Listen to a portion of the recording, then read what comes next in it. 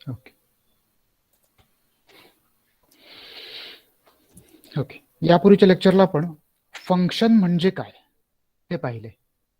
आपण बघितलं होतं की वाय आणि एक्स समजा ही दोन व्हेरिएबल्स असतील आणि त्यांच्यामध्ये काही ना काही एकमेकांशी संबंध असेल.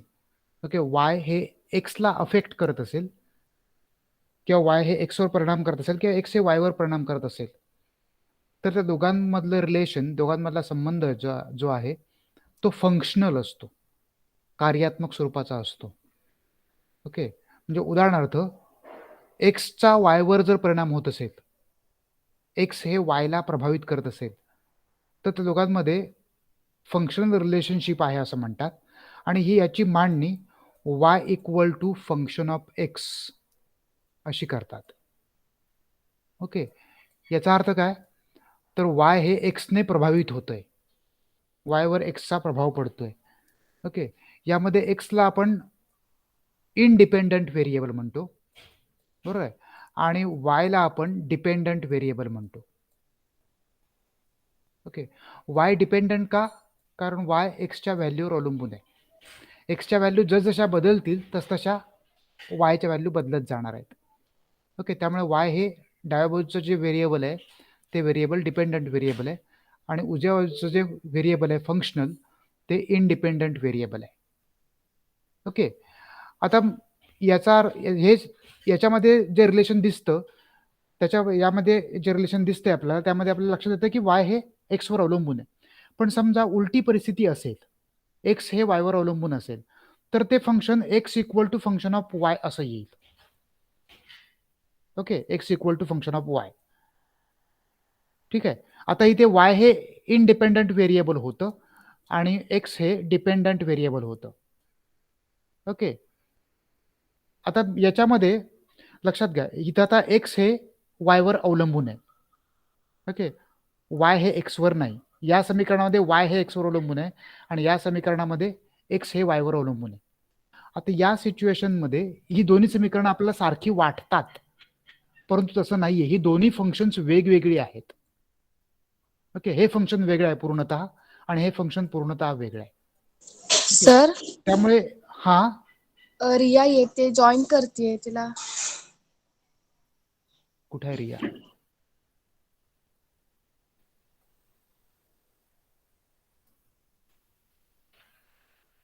कुठे आहे रिया? आहे कुठे? तिला परत जॉईन व्हायला सांग. एक्स हे ही दोन्ही फंक्शन जे आहेत ती वेगळी फंक्शन्स आहेत. ओके, इथं आता एक्स हे डिपेंडंट व्हेरिएबल आणि वाय हे इनडिपेंडंट व्हेरिएबल, आणि या समीकरणामध्ये की या फंक्शनमध्ये वाय हे डिपेंडंट आणि एक्स हे इंडिपेंडंट व्हेरिएबल आहे. ओके, त्यामुळे या दोन्ही समीकरण दोन्ही फंक्शन सारखी दिसली तरी ती ऍक्च्युली सारखी नाही आहेत. ओके, काल आपण बघितलं होतं की फंक्शनची डेफिनेशन करताना आपण बघितलं होतं की एक्स आणि वायचे दोन वेगळे सेट जर आपण विचारात घेतले, तर एक्स या सेट मधला प्रत्येक एलिमेंट हा वाय ह्या सेट मधल्या प्रत्येक एलिमेंटशी जर रिलेट होत असेल, ओके, आता इथे आणि हे 1 to 1 इथे 1 to 1 इथं इथं जसं दाखवलं तसं वायच्या या सेटमधली प्रत्येक व्हॅल्यू की एलिमेंट हा एक्स या सेटमधल्या स्पेसिफिक एलिमेंटशी जर रिलेट होत असेल, ओके, आणि अशा परिस्थितीमध्ये कुठेही रिलेशनशिपमध्ये रिपिटेशन नसेल, ओके, तर त्या दोघांमध्ये फंक्शनल रिलेशनशिप आहे असं आपण म्हणतो. आणि अशा परिस्थितीमध्ये आपण Y equal to function of X किंवा X equal to function of Y अशा प्रकारचं विधान करू शकतो किंवा हे फंक्शनल रिलेशनशिप तशा प्रकारे त्याची मांडणी आपण करू शकतो. ओके, इथे आपण बघितलं, कालच्या या लेक्चरमध्ये आपण बघितलं होतं की फंक्शन हे दोन व्हेरिएबलच्या दरम्यान फंक्शनल रिलेशनशिप दाखवतं. ओके, आणि आपण त्याच्या आधारे सामान्य स्वरूपाचं विधान करतो, Y equal to function of X किंवा X equal to function of Y. Okay, आता या विधानाच्या बाबतीत हे जे विधान आहे हे टेंटेटिव्ह विधान आहे. ओके, हे सामान्य स्वरूपाचं प्राथमिक विधान आहे किंवा प्राथमिक स्वरूपाची फंक्शनल रिलेशनशिप आपण तिथे मांडली आहे.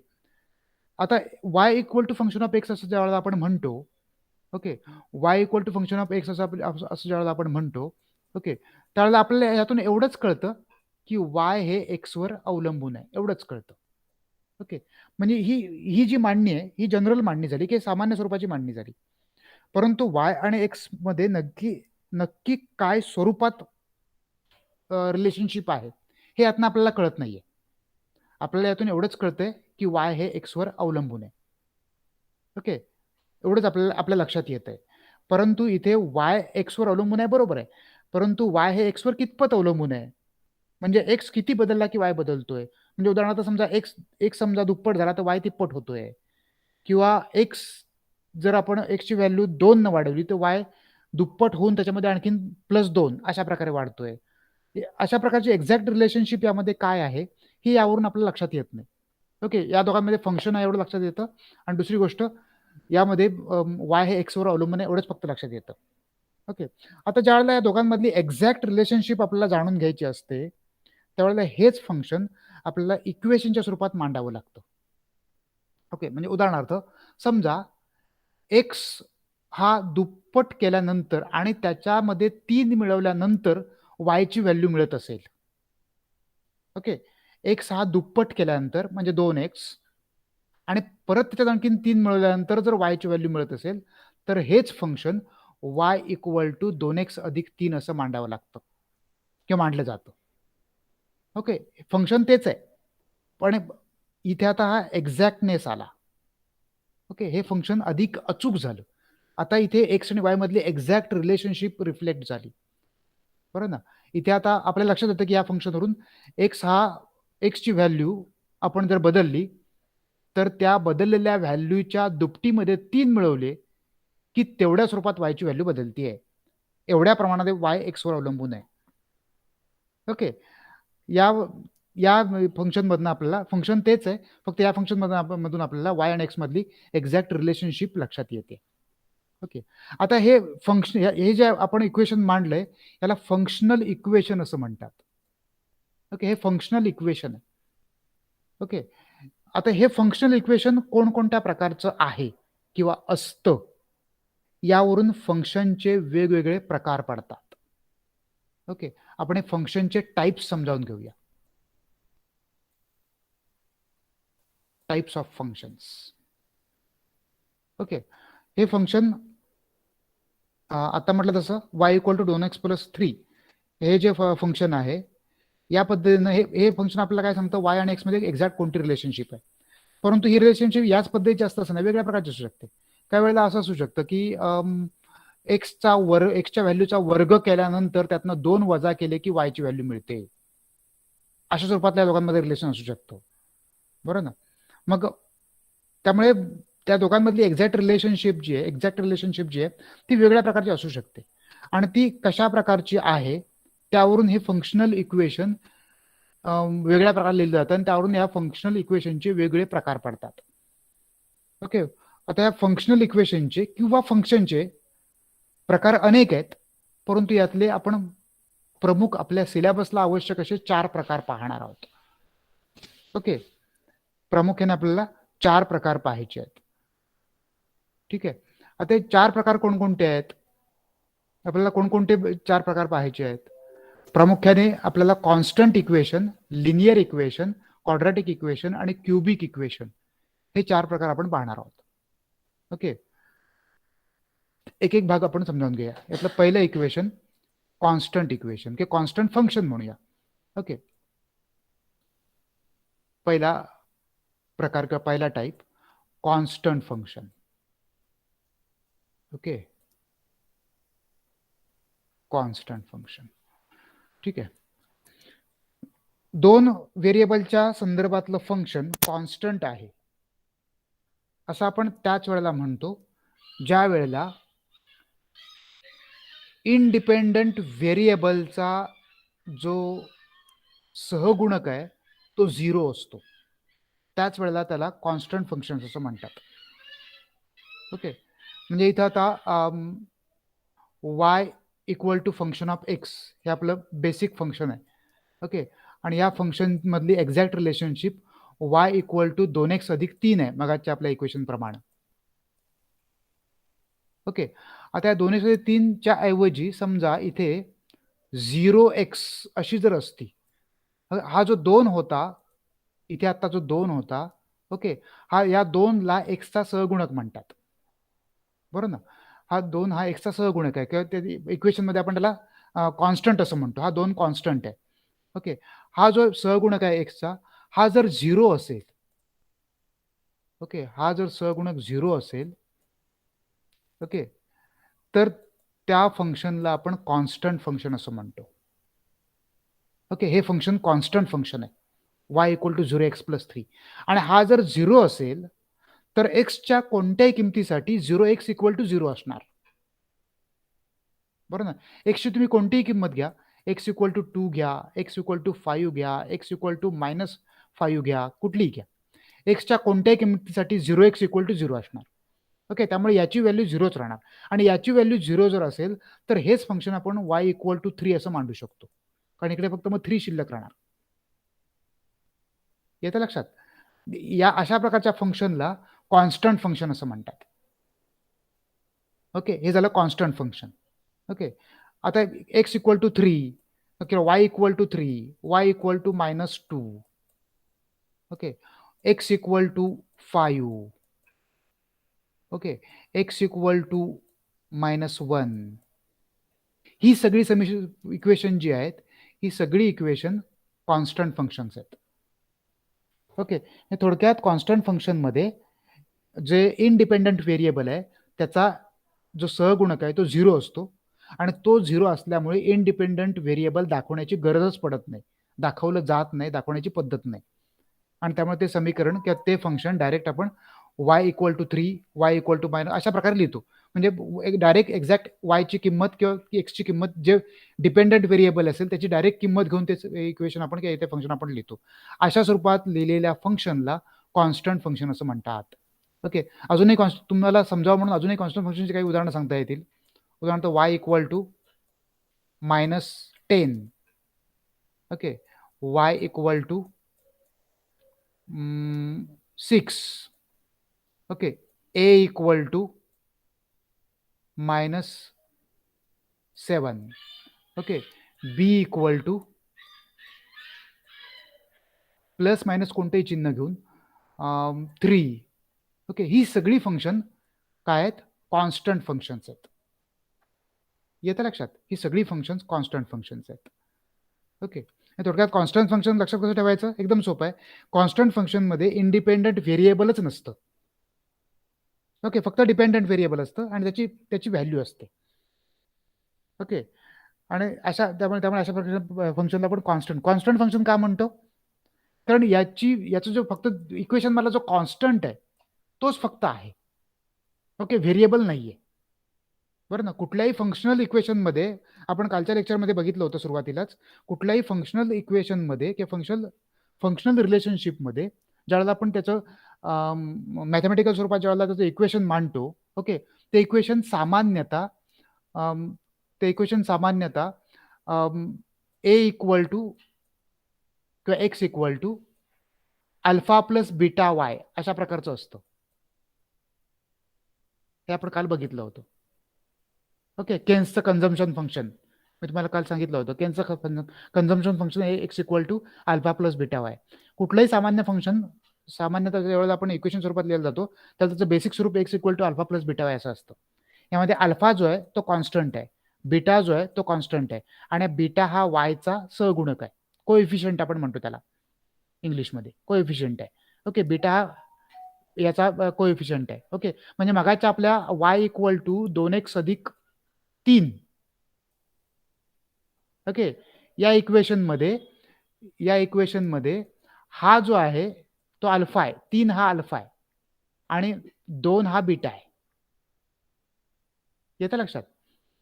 तर इथे काय होतं, हे दोन्ही कॉन्स्टंट आहेत, अल्फा आणि बीटा हे दोन्ही कॉन्स्टंट आहेत, बरोबर आहे. आता इथे हा जो कॉन्स्टंट आहे हा 0 होतो कॉन्स्टंट फंक्शनमध्ये, आणि हा कॉन्स्टंट 0 झाल्यामुळे, 0 असल्यामुळे हा जो हे व्हेरिएबल आहे त्याची व्हॅल्यू 0 होऊन जाते, आणि त्यामुळे ते 0 झालेलं व्हेरिएबल आपण दाखवत नाही, आणि त्यामुळे हेच इक्वेशन आपण हेच फंक्शन आपण y इक्वल टू 3 असं लिहितो. ओके, म्हणजे इथं हा 3 काय आहे, 3 कॉन्स्टंट आहे, आणि इथं फक्त ओनली कॉन्स्टंट आहे उजव्या बाजूला, या इक्वेशनच्या उजव्या बाजूला फक्त कॉन्स्टंट आहे. ओके, की जो वायची व्हॅल्यू दर्शवतो. ओके, आणि या उजव्या बाजूला फक्त कॉन्स्टंट असल्यामुळे याला आपण कॉन्स्टंट इक्वेशन असं म्हणतो, की कॉन्स्टंट फंक्शन असं म्हणतो. येतं लक्षात? याला आपण कॉन्स्टंट फंक्शन असं म्हणतो.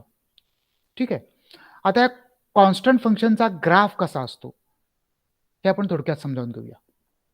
ओके, आपण काय करूया, आपण फंक्शनचा टाईप बघत असताना लगेच त्याचा ग्राफ पण बघत जाऊया, म्हणजे ते तुम्हाला तुमच्या डोक्यामध्ये लिंक व्हायला बरं जाईल.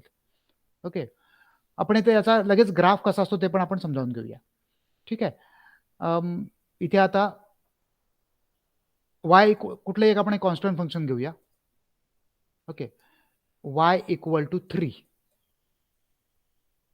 ओके, हे आपलं कॉन्स्टंट फंक्शन आहे, आपल्याला माहिती आहे, कारण याच्यामध्ये उजव्या बाजूला इनडिपेंडंट व्हेरिएबलच नाही आहे. ओके, फक्त डिपेंडंट व्हेरिएबल आहे आणि हा समोरचा एक कॉन्स्टंट व्हॅल्यू आहे, त्यामुळे हे कॉन्स्टंट फंक्शन आहे. ओके, या फॉर्ममध्ये मांडलेली सगळी इक्वेशन ही कॉन्स्टंट इक्वेशन असतात, कॉन्स्टंट फंक्शन असतात. ओके, याचा आपल्याला ग्राफ काढायचा आहे. ठीक आहे.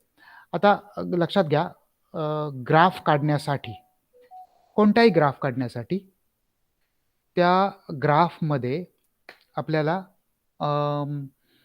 त्या ग्राफमध्ये किमान 3 बिंदू उपलब्ध करून घ्यावे लागतात. म्हणजे ग्राफ, एखाद्या याचा ग्राफ जर रेषा आहे असं आपण गृहीत धरलं. ओके, एखाद्या फंक्शनचा ग्राफ रेषा आहे असं आपण जर गृहीत धरलं, तर ती कुठली रेषा काढण्यासाठी आपल्याला 2 पेक्षा अधिक एक मिनिमम 3 बिंदू शोधावे लागतात. ओके, तर तो ग्राफ आपल्याला अचूकरित्या सापडतो. ओके, त्यामुळे y इक्वल टू 3 याचा ग्राफ काढण्यासाठी आपल्याला काय करावं लागेल, आपल्याला या y इक्वल टू 3 हे इक्वेशन ची व्हॅल्यू कायम राखणारे 3 बिंदू आपल्याला शोधावे लागतील.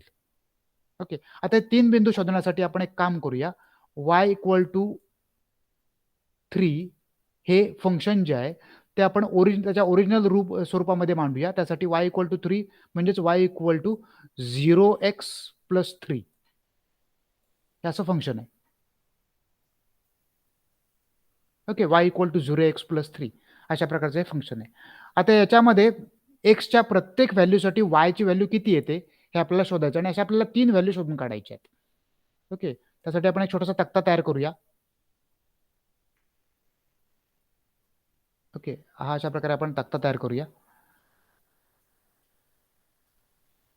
ओके, एक्सचं व्हेरिएबल, वायचं व्हेरिएबल आणि ते कोऑर्डिनेट दाखवणारे ते पॉइंट XY.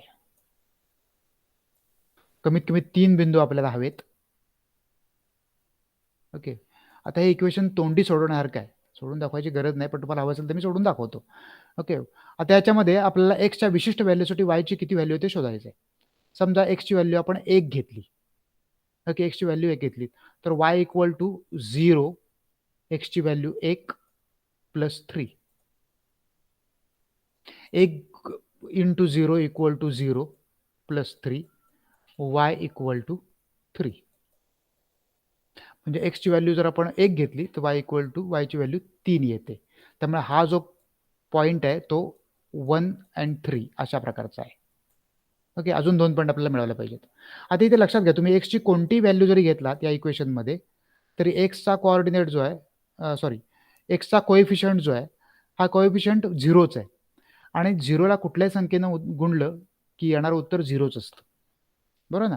त्यामुळे इथे एक्सच्या कोणत्याही व्हॅल्यूसाठी या 0x व्हॅल्यू 0च असणार आहे, आणि ही व्हॅल्यू जर 0 असेल तर वायची व्हॅल्यू कायम 3च राहणार.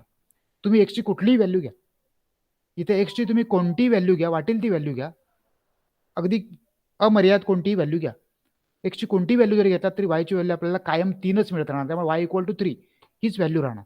ओके, त्यामुळे एक्सची व्हॅल्यू इथे आपण -2 घेतली, ओके, तरी वायची व्हॅल्यू 3च येणार आहे. एक्सची व्हॅल्यू आपण 4 घेतली तरी वायची व्हॅल्यू आपल्याला 3च येणार आहे, बरोबर.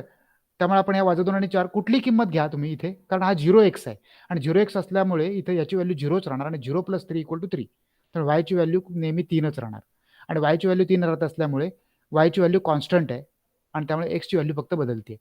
ओके, म्हणजे हा दुसरा जो पॉईंट आहे तो -2 आणि 3 आहे. ओके, तिसरा जो पॉइंट आहे तो 4 आणि 3 आहे.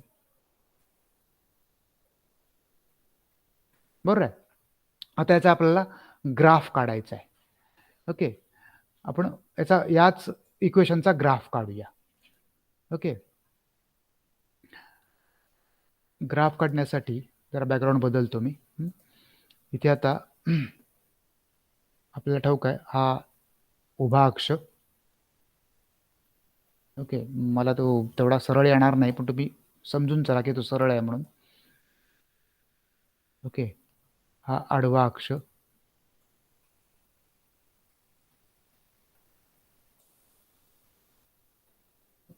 आडव्या अक्षाला आपण काय म्हणून ओळखतो? एक्स अक्ष. उभ्या अक्षाला वाय अक्ष. हा आरंभ बिंदू 0. ठीक आहे. इथे आता मी पटपट हे घेतो त्याचे अक्षावरचे बिंदू. 2 मिळून 1, 1, 2, 3, 4, 5 पुरे झाले. इकडे डाव्या साईडला हा इथं 0 आहे.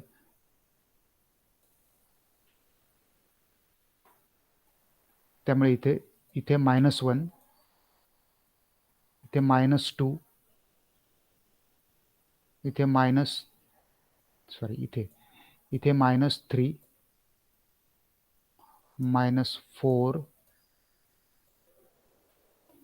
ओके, उभ्या अक्षावर इथे 1, 2, 3, 4. वाय अक्षावर खालच्या बाजूला -1, -2, -3. पुरे, काय गरज नाही आपल्याला आणखीन जास्त कोऑर्डिनेटची, बिंदूंची. ठीक आहे. आता आपल्याला हा y=3चा ग्राफ काढायचा आहे. y=3चा ग्राफ काढण्यासाठी त्याचे कोऑर्डिनेट्स मगाशी आपण जे शोधले आहेत ते x 1 असताना y 3 आहे. 1 आणि 3. ओके, x ची व्हॅल्यू ज्यावेळेला 1 असते त्यावेळेला y ची व्हॅल्यू 3 आहे. त्यामुळे हा बिंदू इथे येईल. हा तो पॉइंट आहे. तो पॉइंट आहे 1 आणि 3. या प्रकारचे ग्राफ तुम्ही यापूर्वी 9वी 10वीला शाळेमध्ये काढलेले आहात. ओके, त्यामुळे तो समजायला तुम्हाला सोपं जाईल. दुसरा पॉइंट आहे आपला x -2 असताना y=3. x -2, x हा -2 इथे आहे, y=3 आणि पुन्हा 3. हा इथे येईल पॉइंट. ओके, हा पॉइंट -2 आणि 3. बरोबर आहे. त्यानंतर तिसरा पॉइंट काय आहे? x = 4 असताना y=3. y ची 3 व्हॅल्यू कायम आहे. x = 4 असताना y=3, म्हणजे इथून 4 मधून वर जाऊन y=3. हा पॉइंट आहे 4, 3. तिन्ही बिंदू स्थापन झाले. आता तिन्ही बिंदूंना जोडणारी एक रेषा काढायची.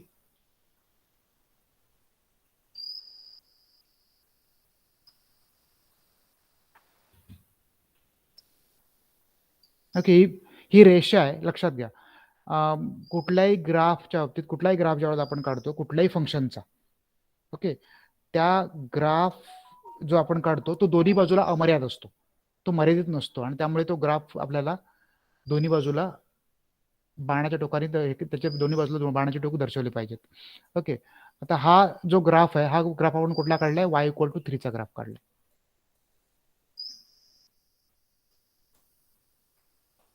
ओके, हा y=3चा ग्राफ काढलाय. तुमच्या लक्षात आलं असेल की y=3चा ग्राफ जो आहे, हा ग्राफ x अक्षाला, आडव्या अक्षाला समांतर आहे. ओके, आणि तो y अक्षाला 3 मध्ये छेदतोय. y ची जी व्हॅल्यू आहे त्या व्हॅल्यू मध्ये छेदतोय, इथं 3 मध्ये छेदतोय. बरोबर आहे. y=3चा ग्राफ y अक्षाला 3 मध्ये छेदतोय. यावरून तुमच्या लक्षात आलं असेल की कॉन्स्टंट फंक्शनचा ग्राफ हा कुठल्या ना कुठल्या अक्षाला, किंवा आपण असं म्हणूया इंडिपेंडंट व्हेरिएबलच्या अक्षाला, ज्या अक्षरावर आपण इंडिपेंडंट व्हेरिएबल घेऊ त्या व्हेरिएबलच्या अक्षाला समांतर येतो.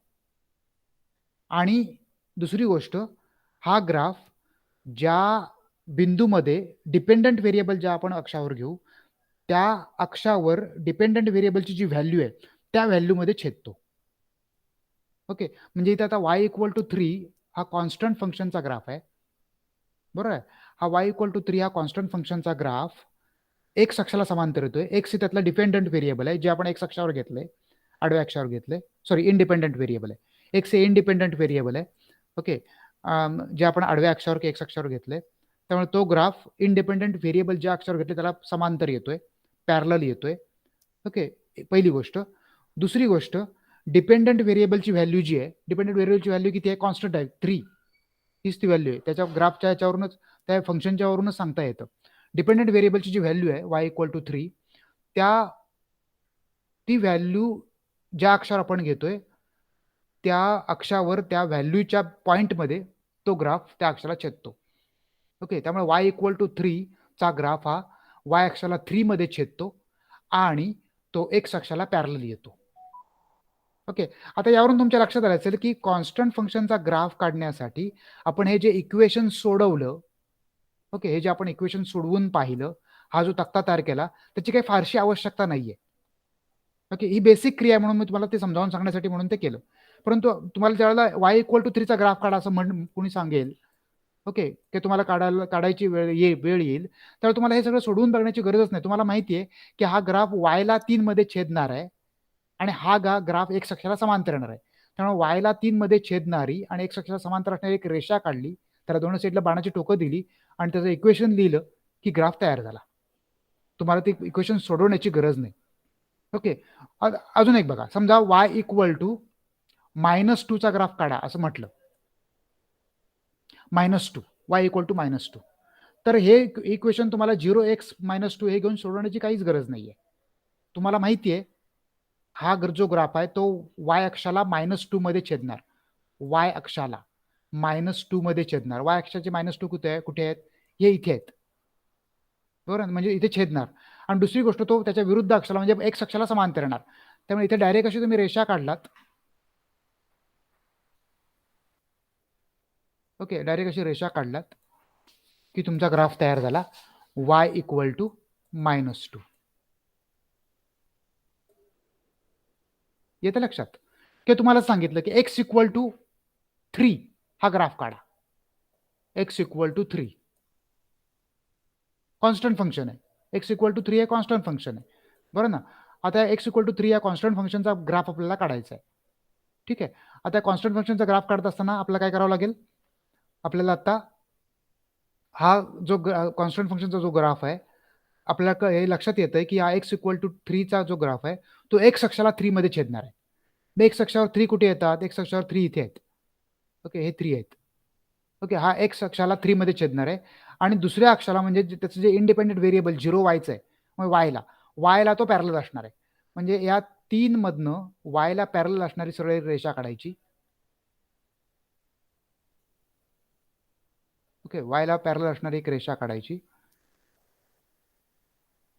ठीक आहे, त्याला दोन्ही साईडला बाणाची टोकं द्यायची.